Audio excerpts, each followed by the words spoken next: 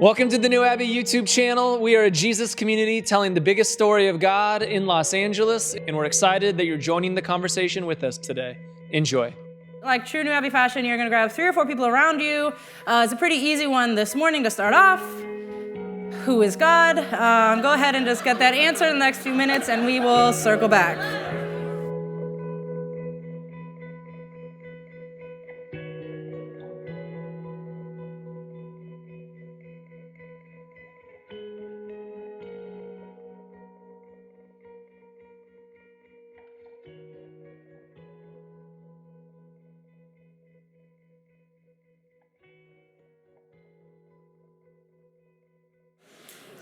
So we're going to continue in our time in Genesis. Last week, Corey was preaching, and he said something that struck me, and he was talking about us doing our part. And we'll talk a little bit more about that today. He said, we do our part, and God does God's part. It kind of got me thinking, like, what is God's part? And how do we understand that in our lives, right? So before we get into it, we're going to jump back into Genesis 21. Now the Lord was gracious to Sarah, as God said, and the Lord did for Sarah what the Lord had promised. Sarah became pregnant and bore a son to Abraham in his old age, at the very time God had promised him. Abraham gave the name Isaac to the son Sarah bore him. When his son Isaac was 8 days old, Abraham circumcised him as God commanded him. Abraham was 100 years old when his son Isaac was born to him. Sarah said, God has brought me laughter, and everyone who hears about this will laugh with me. And she added, who would have said to Abraham that Sarah would nurse children? Yet I have borne him a son in his old age. So we got 100-year-olds having babies and breastfeeding, apparently. Love that for them. And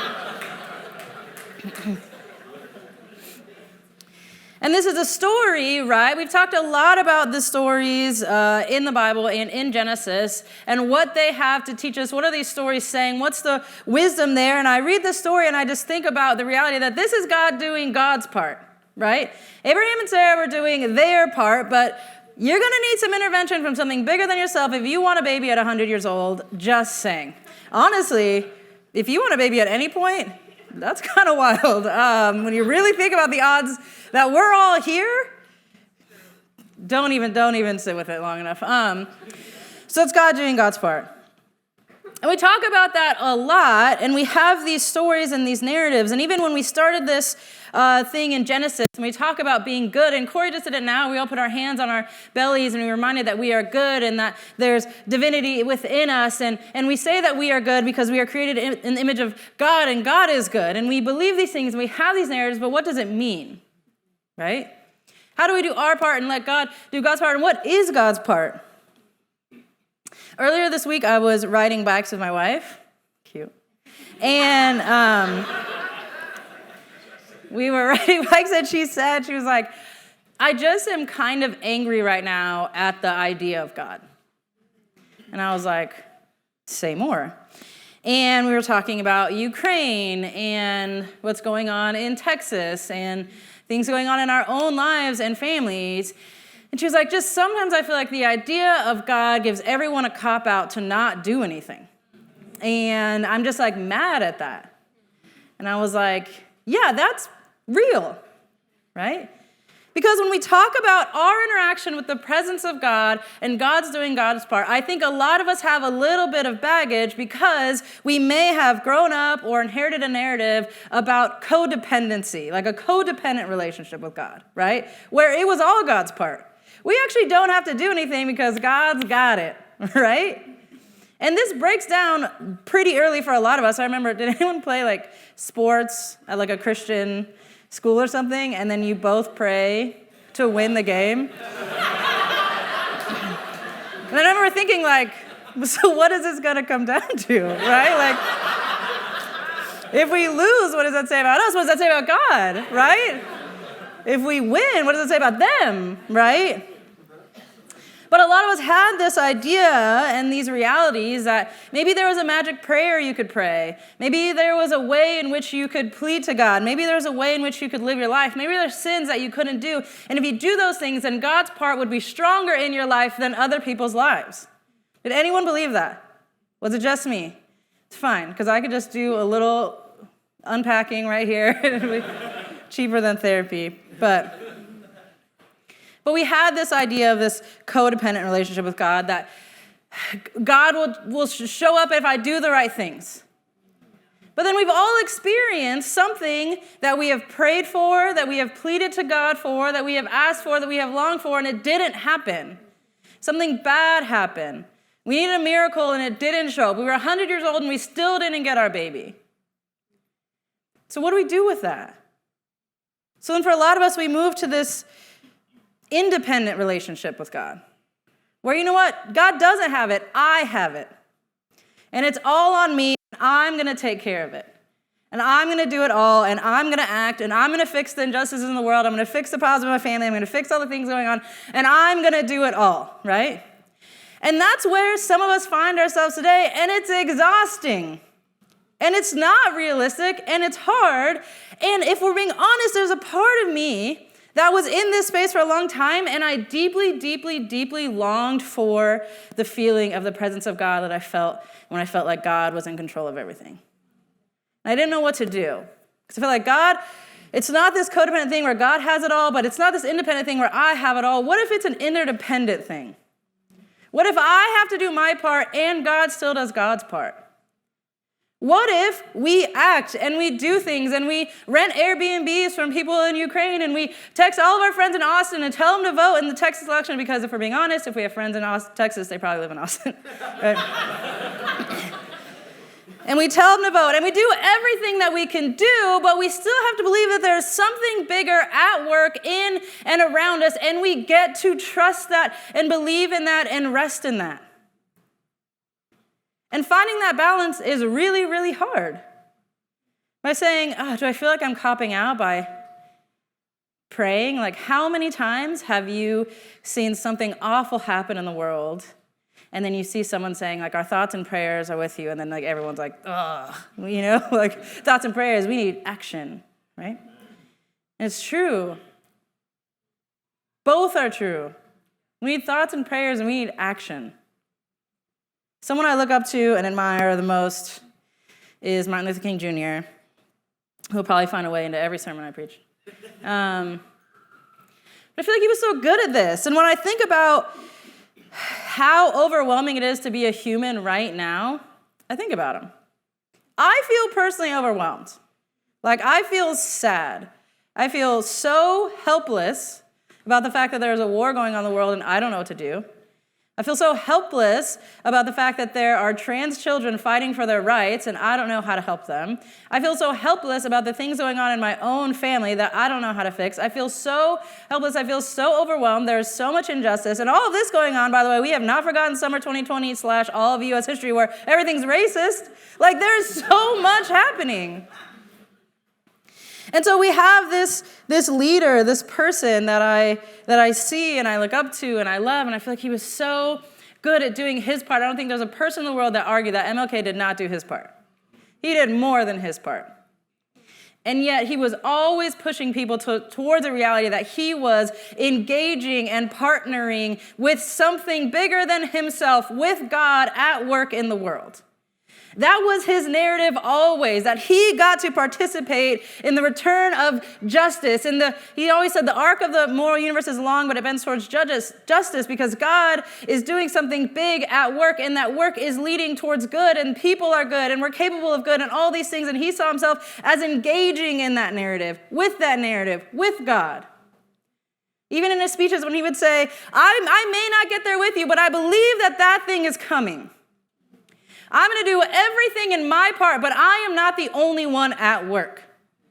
God is at work. And as a progressive, deconstructed person, sometimes it's uncomfortable. But pushing myself to rest in the reality that God is at work is so important because I don't want to be codependent. I don't want to be independent. I want an interdependence. I want to join in the work that is happening in the world. I don't want to feel like it's all on my back because it's not. And if it would, we are not going to have a good time, right? I don't want to feel like it's all on something out there and all I have to do is avoid the wrong sins and pray the right prayers and then it will all happen. No, that's not true either. But the fact that I do believe that God is at work and God is at work for good and that God will do God's part, it's uncomfortable at times because there is so much mystery in that.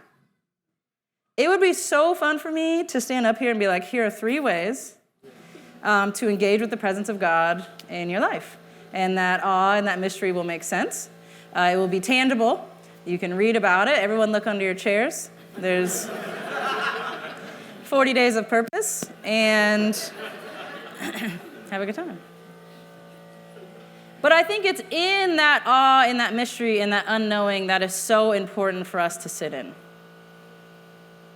Whatever side of the spectrum you're on, if you're like a hyper intellectual person who is like taking this deconstruction route and this reconstruction route and it's all been in your head, that is an important part of the journey. But there is something about experiencing and feeling the presence of God that is fundamental to this journey. And sometimes that is way harder than reading. Some people are like, is it? It's way harder than going down and all these podcasts and all these ideas, and it's so important. All of that is so important. But there's something about sitting and resting and trusting in the presence of God that God will do God's part to move the human story forward. Amen.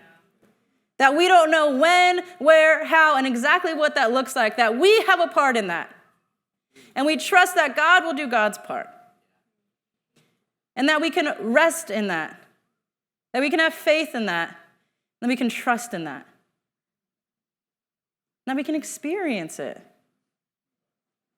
I still, from time to time, when we're in here, and William just has this beautiful, he's going, it's so beautiful. And I'm like, oh my gosh, and I feel something, and then I tense up. Because I'm like, don't do that. I'm like, well, why can't I do that? Like, you know what I mean? I have so much baggage, probably a lot of us in this room do, about when and where and how I can let myself rest in the reality that, God is real. God is good. God is so many things I don't know. 100-year-olds can have babies and breastfeed, and also things can happen. And there are forces at work beyond me that I get to join with. Yeah. There are presences bigger than my own that I get to rest in. And I need that.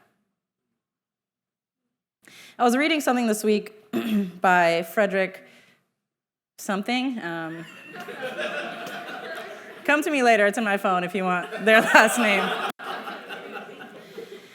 Talking about this, some of these ideas. Because for some of us, I want to acknowledge that you may go to sit in the presence of God or to be with the presence of God and feel nothing. And he said, maybe feeling the lack of God is the presence of God. That for those of you in the room, for those of us in the room that at times go to connect with the presence of God in our life and we feel nothing, maybe that is something. Maybe our longing is that interaction with the presence of God. Maybe we sit with that and that is how we interact in this season.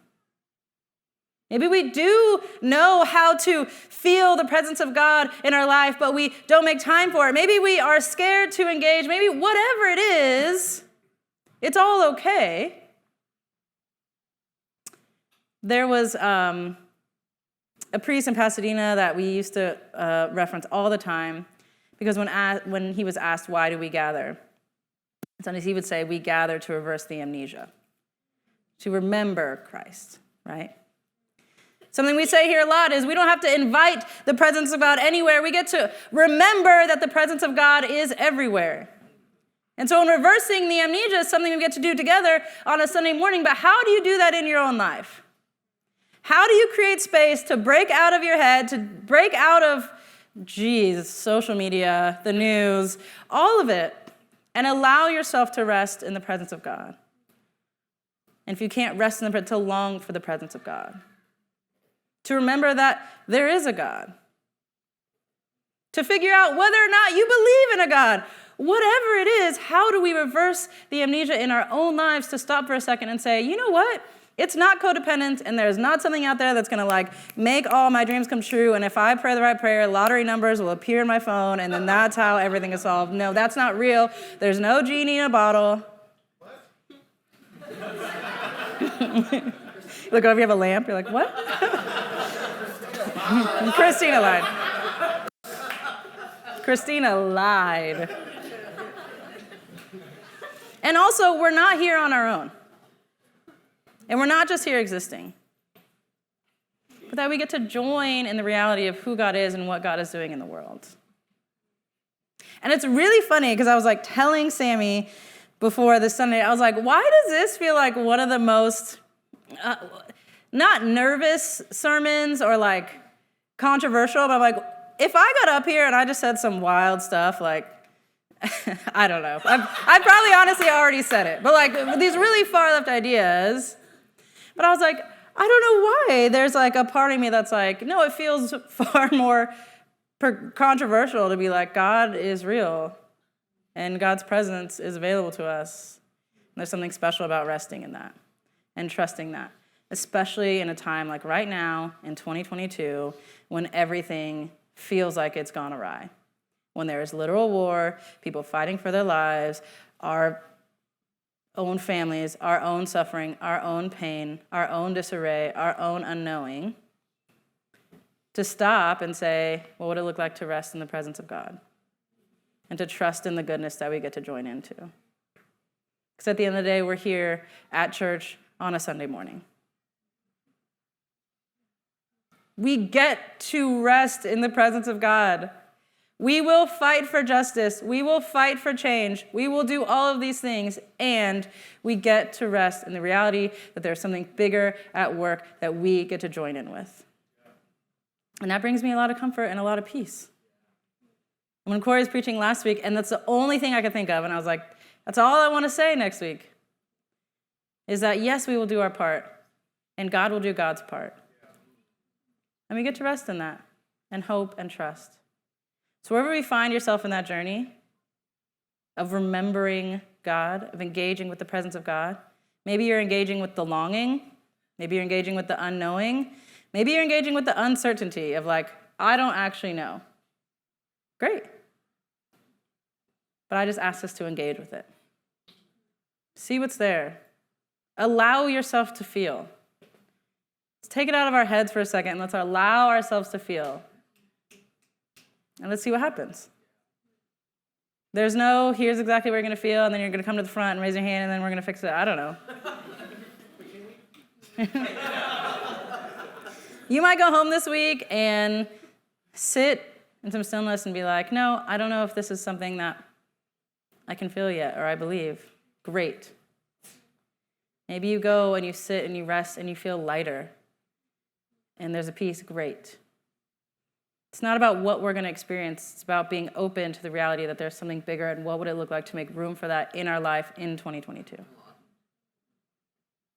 So with that, you're going to grab the same 3 or 4 people. What would it look like for you to experience the presence of God in your life?